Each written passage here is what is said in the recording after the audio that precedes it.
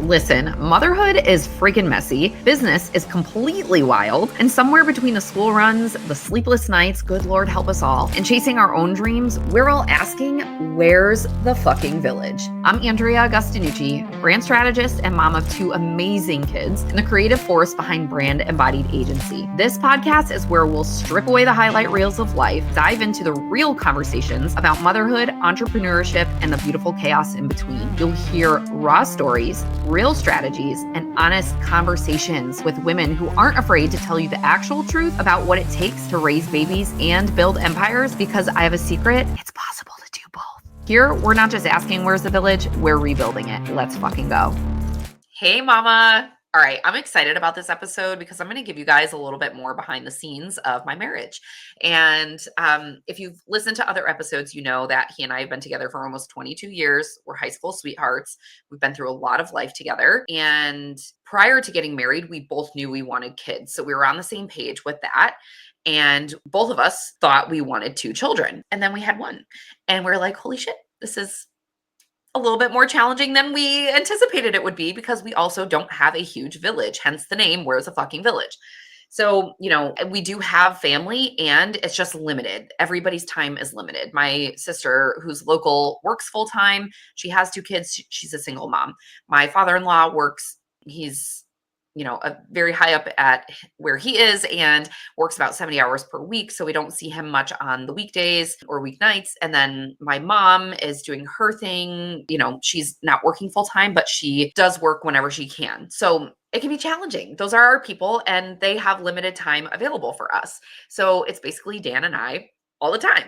And once we had our son, for a while, both of us were like, maybe we're one and done, because this is a lot and we want to be able to give our child/children the best life possible. And if we bring another person into our world, into our lives that we're responsible for, what is that going to look like? What is that going to change? Like, there was so much discussion around this because both of us thought we wanted to have 2 kids. So I was probably about 2 years postpartum when I went to a Dr. Joe Dispenza event. I think it was my second. Yeah, it was my second event. And for those of you who don't know who he is, he's incredible and runs meditation retreats, basically bringing you into quantum. Like, a lot of different things can happen during the retreats, experiences, visualizations. I've had outer body experiences. Like, it's pretty amazing. So one of the things that happened during a meditation at my second Joe Dispenza retreat was that I gave birth to a baby girl during one of my meditations. And it was so real. And in that moment, I knew that there was a soul waiting for us. And like, it brought emotion to me. Like, it was so real. And I came home from that event and I told my husband, listen, I am ready to have a second kid. I think we have a soul waiting for us. I think it's a girl. And I'm ready to do this. And he was like, whoa, no, I'm not. So my kids are 6 years apart. And that is basically how long it took for us to have conversation about having a second child or not, to the point where, like, we had saved all of our son's baby stuff. Like, the basement was filled with clothes from, all ages that were to where he was then, the cribs, oh my God, the baby, don't get me started on the baby industry and all the things, right? The toys, the bouncers, the swings, whatever. So we had all this stuff in the basement, and it got to the point where one of our neighbors had a baby, a boy, and I was like, you know what, let's give some of this away. And I found myself in tears, like, going through the baby stuff, giving it away. It was like this feeling of like, God, maybe this really isn't going to happen for us, because I was very clear that I did not want him to feel pressured into having a second child, because I would absolutely not bring life into this world in that energy. That was a hard no for me. So as frustrating as it was at times for me to be like, can we just fucking do this? It wasn't in the right energy. So I wasn't pushing it. So that being said, we still were having lots of conversation. And it got to the point 5 years later, right? Just over 5 years later, of having all these conversations, of having all these emotions, of whatever. Because there was one potential time that I thought I was pregnant, and I was not, and I was devastated, which is not for this episode. And I got to the point where I was like, okay, I'm releasing this.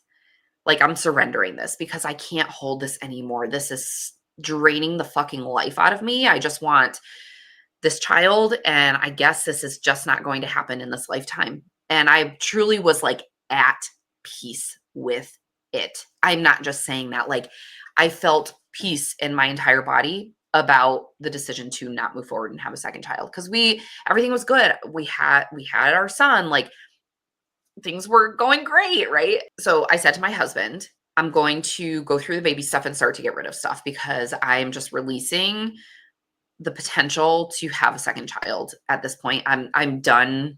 Like, the age gap is going to be too big. Like, that was a fear I had. I don't want to continue to have this conversation if it's still not feeling aligned for you. I want to honor that for you. Like, and yes, that meant I wasn't getting what I wanted, but at the same point, like, it wasn't energetically aligned, so I didn't want to force anything.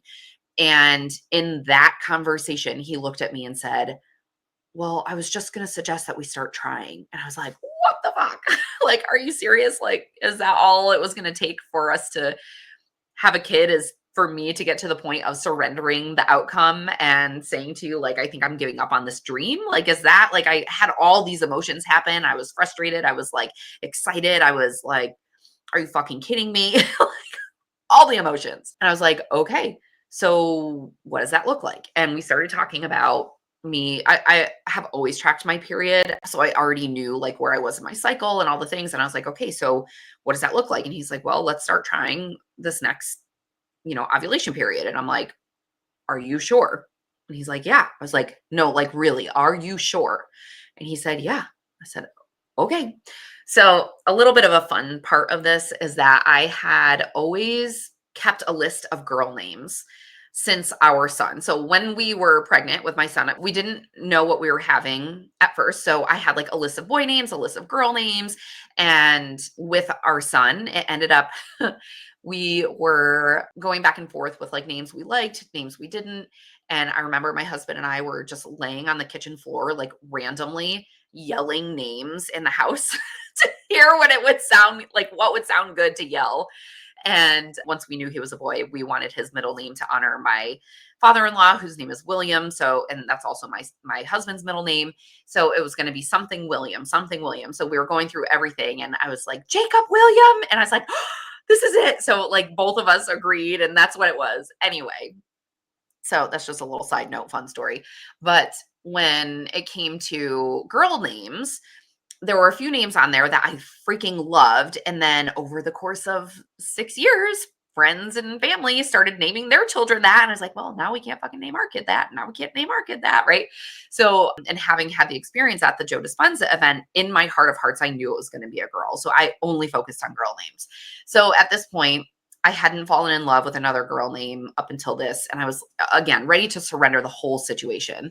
And when he said, why don't we start trying in the next ovulation period? I was like, okay, sounds good. And I kid you not, it was very close to that window, and a name dropped in out of nowhere. And I was like, I don't know where that just came from, but I love it. The name Emerson. And I put it on my list. And then 2 days later, we tried to get pregnant and we got pregnant. Like, that is how quickly it happened. And when it happened, when I found out I was pregnant, I was so fucking excited. And I remember my husband came home from work. He was pretty stressed out. Like, there was stuff going on at work that he was working through and navigating and all the things. So like, timing wise wasn't the best, but there's never really a great time. And I remember I was home, I was cleaning out what is now my daughter's room, used to be my office. So I had set the day already to like clean my office and organize it. And that's the day I took a pregnancy test and found out I was pregnant, and was like, okay, well, this room's going to be the baby's room. So what am I actually going to achieve in this space? So I ended up completely gutting the closet in there, which was like all my office supplies and everything, bringing everything into where we are now, and putting all of our baby stuff that we had into that closet organized. Like, we had stuff kind of everywhere, like in some closets and whatever upstairs, aside from what we had in the basement. So when he came home that day, I was like so fucking excited to tell him. And I knew like our son was old enough to realize what was happening. So I didn't want to share it in front of my son because then he would have likely shared it with the world.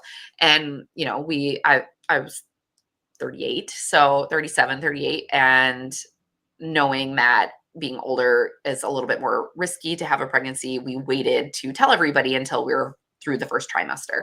So we didn't want to put any of that pressure on my son, or I didn't want to. So once we got him down to sleep, I said, "Hey, so I really want to show you what I did in the office today for, what I cleaned and everything. Will you come in?" And he's like, "Yeah."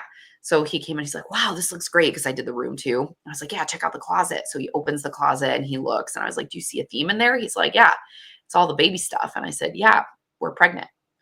And he instantly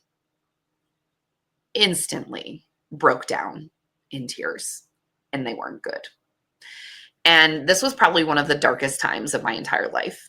I felt so fucking alone because, again, I wasn't ready to share that we were pregnant with anybody because I wanted to be lean on the air on the side of caution. And he basically went into a depressive state. It was the hardest thing for me to maneuver as a wife, as a mom, as a woman who has a baby in her belly, who also is running a business. Like, it was so fucking heavy. Everything was heavy. And I just remember like not knowing what to do for him. I was upset because I was like, we had so many conversations for years around this. And I like quadruple checked with you before we really tried when you said yes. And it was a mind fuck, really. It was on so many different levels. And I was like, great, now he's going to be resentful of me or resentful of the baby. Like, I had all these fears coming up. And then there was a part of me that's like, I fucking knew. I knew it was going to be like this. Like, I knew. I'm intuitive. I fucking knew. I shouldn't have agreed to it. But at the same point, I also knew there was this life waiting for us. So it was one of the most challenging times in my life personally. And there were many tears in the beginning months where we weren't telling anyone else. So it was just the two of us navigating it together, but also very apart, very separate. And I would check in with him and I'm like, is there any part of you that's excited? And he's like, nope, not really. Not really. Like, he had a really, really hard time with it. And it got to the point where I was like, now he goes to talk therapy. And even she was suggesting some type of like medication to help him get through this time period. And he went to go see an RN, and basically the RN who does prescribes medication because his therapist is not able to do that. The RN was like, you don't need medication. You need to process what you're feeling. So she wouldn't even write him a prescription. And a part of me was relieved and a part of him was relieved because neither one of us had been on any type of antidepressant or, medication of that sort previously. Both of us had these like stereotypes in our minds of like what that meant and whatever. So he didn't want to go on meds. I didn't want him to go on meds. And then this woman who's supposed to be prescribing the meds were like, you don't need meds. So we were all like, okay, that sounds good. So basically we were left to our own devices to get through this time period, which was so fucking hard. So it probably was at least 4 months of my 9-month pregnancy of him being in a really depressed state. And I just kept trying to do my own work. And it literally out, you guys, I was having thoughts of like, he's probably going to leave. Like, this might cause him to divorce me. And okay, Andrea, how are you going to navigate this? How are you going to provide for your family? I'll have my son. Like, I was literally like, that's how fucking bad it was. And we have never, ever been in that type of situation, feeling, energy ever in our relationship. And I was like, this is probably the straw that is breaking the camel's back. And I was like, okay, what will life look like? What do I have to do? We'll sell the house. Like, I was like going through all the fucking things in my head of this imaginary situation, right, that I'm making up. And he also had made a couple of comments almost alluding to it, but not fully. So it was me extrapolating a little bit. So while I was pregnant, okay, I was a different person when I was pregnant with my son. And again, this is going to be another fucking episode, was my pregnancy and birth with my son versus my pregnancy and birth with my daughter. Okay. So I am we're all different every single day. Every morning we wake up, we're the fucking different person. But 6 years has gone by since I had a baby. And I've done so much inner work. I've done Dr. Joe Dispenza's work. I have done Christ consciousness work, just meditating on my own, investing in myself and my business and like all the things, right? And I was a different woman. So, and I'm so fucking grateful for all that work because if I wasn't, we wouldn't be where we are today, my husband and I. There's no fucking way. So I took it upon myself to just be like, okay, I'm going to talk to the baby and just let her know that she is wanted, she is loved, because at this point we found out we're having a girl, and just pouring into myself, into the baby, connecting with her soul, with my soul, like energetically speaking to her, talking to her, letting her know she's safe, letting her know she's wanted, letting her know she's loved, letting her know I cannot wait to meet her, letting her know that she is welcome to Earthside, like just protecting her. And I'm so glad I did because I was able to connect on a different level than I did with my son. I still felt really connected to my son, but it was just different. Both my husband and I were so excited for my son. Like it was just different. So I'm sharing all of this information with you guys because this may be incorrect, but I feel like a lot of people look into our life, like mine and my husband's life, and think it's fucking perfect. We have it all, right? We do have a very loving and open communication relationship, a lot of respect for each other. We have a beautiful home. We have a healthy, beautiful son. Like we have great cars, like all the things that like check, check, check, check, check, right? A check for a perfect life. But nobody fucking knows what's going on behind closed doors. And there's so many times in our lives that we feel like we have no one to go to. We have nowhere to go. We have no one to talk to, nowhere to run, no support, no fucking village. And this was the darkest time in my life where I felt villageless. And, I'm again like supporting my son and him being like, what the fuck's going on, Dad? Because my son's super intuitive too, empathic, all the things. And I actually thought he was picking up on my husband's energy. And there was one day I picked him up from camp and I had like a fucking mental breakdown. I was like crying on the way to pick him up. Like it was just not good. So I composed myself before getting him. And like there's such light around children. Like I got him from camp and I was like, oh my God, I just feel so much better like having him with me and whatever. So it just helps take the focus, I guess, off of things we don't necessarily want to focus on all the time. But I forget. I wish I could remember exactly what I asked him and what he said. But basically, I was like, are you doing okay? And he was like, no. And I said, okay, what's going on? He's like, I don't really know. And I was like, okay, is it something you're feeling? Is it like I was leading him a little bit. And in my leading, I was like, is it daddy? And he was like, no, it's you. And I was like, fuck, what?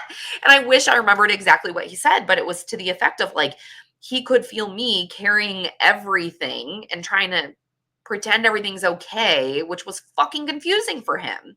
So I was like, oh my God, it's not even my husband that he's picking up on, it's me. And I was like, God, I'm so grateful for this conversation because number one, I'm able to have an open and honest conversation with him at an age appropriate level, which I did. And I didn't tell him we were pregnant and all the things, but I was just like, you know what, buddy, thank you for telling me that.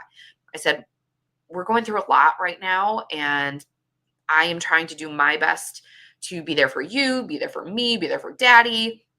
And I know it can be confusing. So if you ever have questions or anything like that, please ask me and I'm always going to tell you the truth. And he was like, okay, mommy, and like he understood. And it also changed me because I was like, well, here I am thinking, Jesus, Dan, you really got to get your shit together because it's affecting our kid. And oh my God, I can tell it's affecting our kid. And oh my God, what you're doing is affecting our kid. And I was like, Andrea, check your shit because that's what's affecting our son, right? I'm sure it was a combination of both. But, I share this just to let you know that if you've ever experienced anything like this, you're not alone. I think what's most important is that and I say this all the time about business. I say this all the time about relationships. I say this all the time about ourselves as being in alignment. If you are out of alignment, what can you do? What are you being called to do to get back in alignment? So I'll tell you, fast forward through the last half of my pregnancy, Dan started to come around and he got to a point that he was actually excited. And it was such a huge energy shift for us because I was like, are you really excited? Are you just saying that? Like I really didn't know for sure. And he was like, no, I'm actually really excited to be a girl dad. And he goes, there's something magical about being able to be a dad of both because yeah, he got to do all the things with like boy stuff, all the dad things. But now having a girl is a completely different experience for both of us. But speaking about him and what he shared with me, he was like, and I'm just excited to like experience being a girl dad and getting to do things that I would have never gotten to do if we had another son, such as giving her away on her wedding day. And I was like, oh my God, like literally welling up with tears as he's talking like this. I'm like, oh my God. So this little soul, this girl, is already like bursting his heart open. And I'm like, oh my God, like this is so good. So I'm so grateful. And he every day is like, I love our daughter. I love her. Like he says about both our kids, but like just the reinforcement now of, she's almost one, of how much he has opened his heart and loves her so much. I'm just so fucking grateful because it definitely still could have gone the other way. It could have been a single mom somewhere, right? So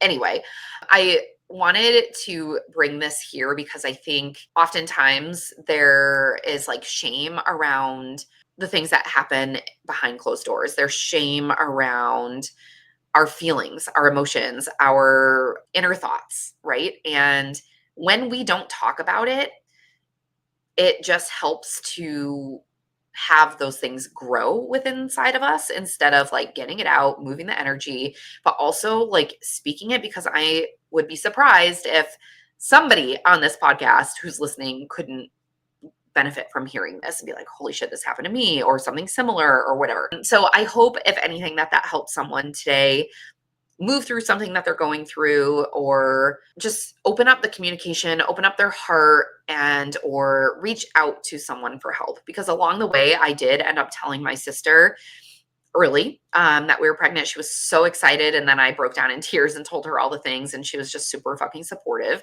And I told one of my greatest friends and mentors as well. And she was supportive throughout the process as well, like really supportive. So people are going to show up when you let them in. And even in the moments where you feel so alone, there is always someone there. The isolation that you feel is often caused by you. It's not because you don't have the support. It's not because people aren't there willing, whatever, likely. It's because you feel like shame around the way you're feeling. You feel unworthy to share it, to take up space with other people, to ask for support. So I just want to encourage you that if you are going through something, to actually find one fucking person to reach out to, one person to talk to, whether it's a professional, whether it's a family member, a friend, just one fucking person, because it's going to help lighten all of the things. So I share this with love and compassion and honesty. And I hope that this helped someone today work through something that they might have experienced in the past that maybe they're holding on to and would benefit them to get out of their bodies, or help someone who is navigating something like this today. So just know I'm sending you all so much love, and I'll see you on the next episode. You've been listening to Where's the Fucking Village, the podcast for moms raising babies and building empires. You were never meant to do this alone.